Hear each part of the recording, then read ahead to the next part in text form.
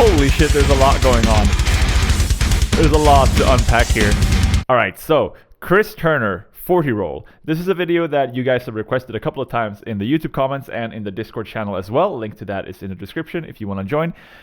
So I know of Chris Turner a little bit. I've seen a couple of his videos. I don't think I've seen this one, but I know that his play style is very, very technical. He's an absolute monster on the drums, and his style is very very dense. There's a lot to unpack with his playing in general. So we'll see if I'll be able to actually like write some things out here, or if this is going to be more conceptual, just talking about the different types of things that he's doing, not necessarily getting too much in the weeds with the notation and stuff, because again, I know it's very, very dense, his play style. But you know, with all of that aside, let's just start by enjoying this video. I'm sure it's going to be great, and see what Chris has to offer for us today. If there's something along the way that I can break down, I will attempt to do so, but for now, let's just get this rolling. And from what I understood in the description of this video, this is his solo project. This is not with the band. Is it Oceans 8 Alaska? Is that the name of his band? I haven't done my homework properly. Yep, typical Chris Turner setup.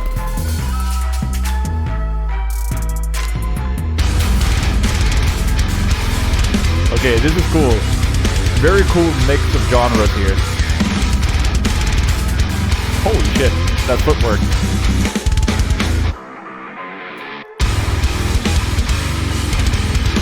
Yeah, I like this.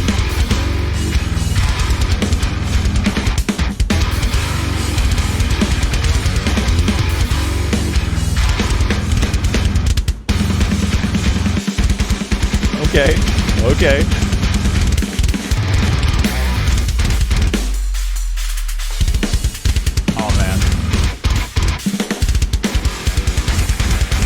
Holy shit, there's a lot going on. There's a lot to unpack here. Okay, we have a bit of a new section here. I'm just gonna pause it briefly. There's a lot going on with Chris's playstyle. Let me first just start by mentioning and kind of unpacking what's going on with his setup, because I know that can be a bit of confusion surrounding people playing their setups or putting their setups like this, where the cymbals are very low and like tilted away from you, and that kind of setup might seem a bit counterintuitive, but there is very good reason for tilting your cymbals away from you if they are at a bit of a lower height. So you can see that all of his cymbals, pretty much all of them, are like, you know, chest height or lower. He has a very, very low type of setup. And if you think about the way that your stick hits a cymbal, depending on how close the cymbal is to the horizon, you're going to have a certain angle of your stick hitting the cymbal. Let me see if I can kind of find a point here where we can see it. Yeah, kind of. Oh, that's not the best example, actually. Let's see. There should be some place here where we can kind of see it properly. Okay, so let's just use this image for now. Let's look at this crash right here, right? It's kind of horizontal to his arm, right? If you look at where his elbow is and you look at where the cymbal is, it's pretty much horizontal. They're pretty much on the same kind of plane. So the thing is, when his hand comes down to hit that cymbal, his stick is going to be pretty near horizontal. It's going to be, you know, maybe a little bit angled up, but it's not really going to be angled down, and it's not going to be like pointing up either. Just based on the position of his elbow and the height of the cymbal, when he comes down like this, his stick is going to be pointing somewhat straight forward, maybe a little bit up. So if you think about how the cymbal is positioned here, that's actually going to allow the stick to hit this crash cymbal in the way that you want to hit a crash cymbal, which is actually, I have a stick right here.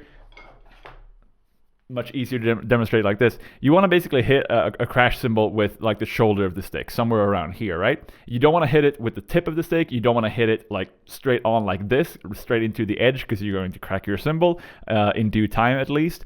So you want to hit it somewhere around here at an angle. Let's say this is the cymbal. You want to hit it at kind of that angle.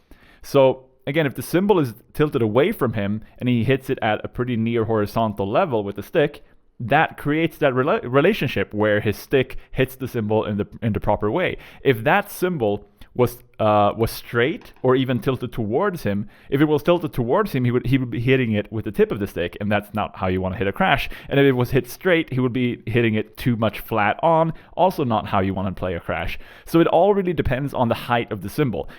As a general rule of thumb, the higher you have your cymbals, the more towards you want to have them tilted, and the further down you have your cymbals, the further away from you want to have them tilted. And if you have them horizontal to you, you kind of want to have them pretty straight. It's all about the angle at which your stick is hitting the cymbal. So with that out of the way, this setup makes total sense. You can also see like this little splash down here being even further, it's even more tilted away, right? That's the kind of the general principle of this, and it's all a preference thing, really. If you like to have your cymbals low and you like to hit like kind of from above and down onto your drums, it makes sense to tilt your cymbals away from you and have your toms pretty much flat, and that's what we see going on here.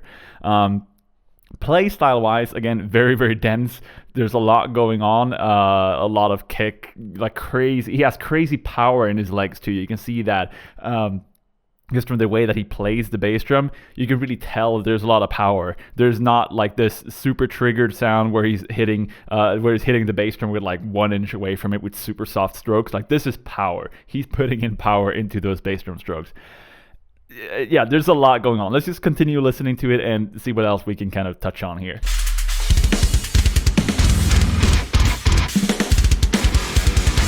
A lot of cymbal work. I like that.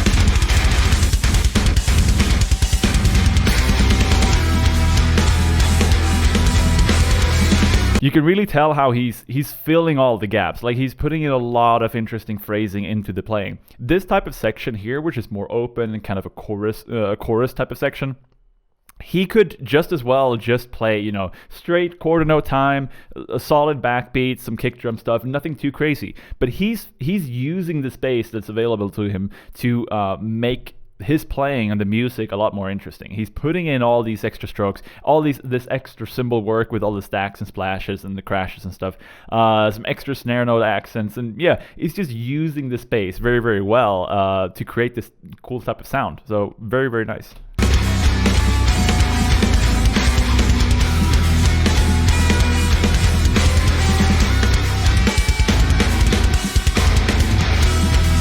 It makes it more interesting. Instead of just playing it straight, he's making it more interesting.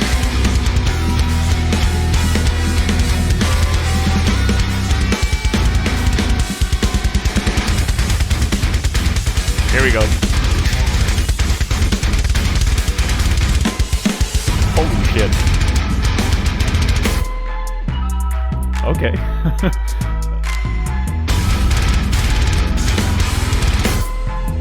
It's a good thing he wrote in these little breaks for himself. To catch his breath.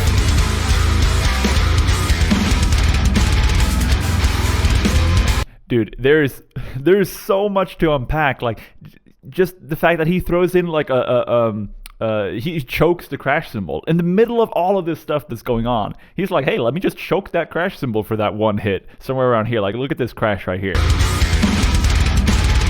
Right there, he just silences it like nothing. I never do that. I never silence crashes in my playing because it's just like, it's too much brain power. Like, I can't do that in the middle of all the other stuff that I'm trying to do.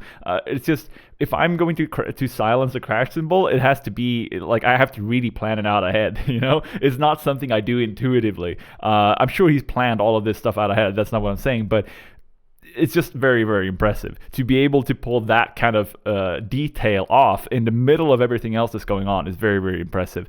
I also want to mention there's a ton of subdivision changes going on with the kick work. Like, he'll start off in 16th notes or 32nd notes, and then he'll go into a triplet thing for like half a second, and then back to straight notes again. There's a lot. Let's back that up a little bit and continue. Just pay attention to like the kick drum stuff. You can hear it speeding up and slowing down in certain sections anyway.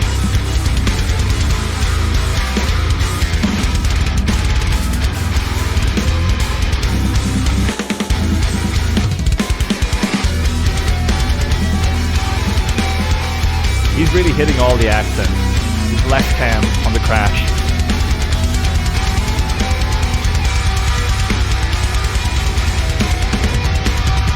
song.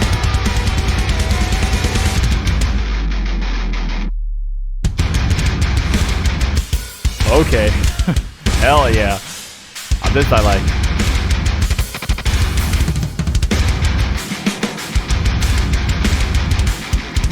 This is awesome. I love this stuff.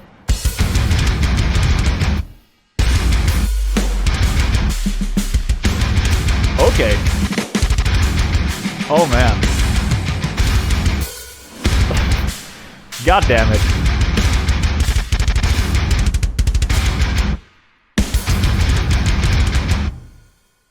Whoo. Oh Jesus.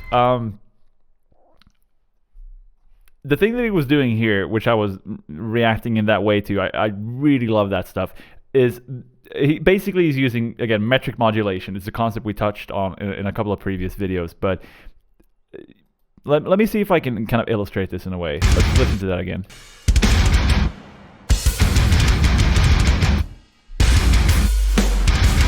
Yeah. So what he does is, this first section has a pretty slow tempo to it, right? From here-ish. Right? 3, 4, 1, 2, 3, 4, 1, 2, 3, 4, 1, 2, 3, 4, 1, 2, 3, 4, 1, 2, 3, 4, 1, 2, 3, 4. We can feel that as 16th notes, right? 1 E and a 2 E and a 1 E and a 2 E and a 1, 2, 3, 4, 1. That's 16th notes, counting that subdivision. So that's what everything is kind of based on, right? We have this kind of 16th note grid. But then what he does in this section here is he changes the way that he plays his accents over that. So it's still the exact same kick pattern, but instead of placing his crash cymbal on the 1 E and a 2 E and a 3 E and a 4 E and a, he starts playing it on every third note. So instead of 1 2 3 4 1 2 3 4 1 2 3 4 1 2 3 4, he does 1 2 3 1 2 3 1 2 3 1 2 3 1 2 3 1 2 3, while still playing the same kick pattern. So again, it doesn't actually change the tempo of the riff. The riff is still the same. If we took out what he did with his right hand and the snare, it would sound the exact same. The kick drum is still doing the same thing, and the guitars and everything, but he changes how he overlays his hands over that. So going from 4 notes between every crash to 3 notes between every crash, and then also aligning his snare drum with 1 2 3 4 1 2 3 4. So that gives the illusion of the tempo changing to be a third faster, because he's speeding it up that way. At least it feels like it. Metric modulation, Google it, YouTube it. It's a great concept. It can be a little wonky to actually use, but when you are a drummer and you're writing your own music, you can do this kind of stuff, and I love the way that it creates this kind of illusion of tempo. Let's listen to it again. 1 E and a 2 E and a 3 E and a 4 E and a 1 E and a 2 E. And now here, 1 2 3 1 2 3 1 2 3 1 2 3 1 2 3 1 2 3 1 2 3 1 2 3, right? And then here it goes back to 1 E and a 2 E and a 1 2 3 4 1 2 3 4 1 2 3 4. Still the same kick work, same riff. Oh man, that is awesome. Again, Jesus, dude, there is so much going on in this. I didn't actually write out any notation here, because it would just there's almost no point with like writing out all the individual things that he's going for here. The concepts here matter more, because this is more about a play style rather than a specific fill.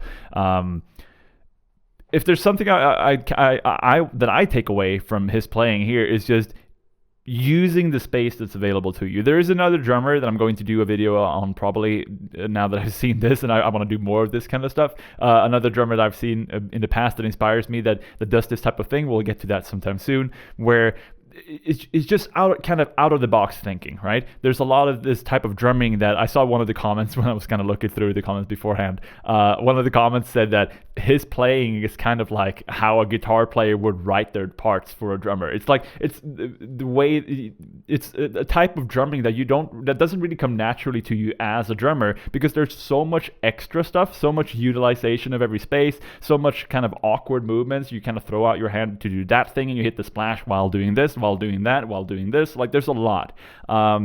And when you can pull that off, when you have the skill to pull that off, it creates a very, very cool play style that goes so well hand in hand with this type of music. So props to you, Chris. This is incredible. I'm going to have to check out more of his playing and do some more videos on this. I don't know how educational this was. I hope you guys learned something from it. I had a blast watching it, and we'll probably do more of him in due time. So yeah, I'll see you guys in the next video. Subscribe if you haven't already, if you want to see more of this kind of stuff, and join the Discord channel if you want to come hang out and shoot the shit about drums with me and some other people in that channel. Link to that is in the description, and I will see you guys in the next one. Take care.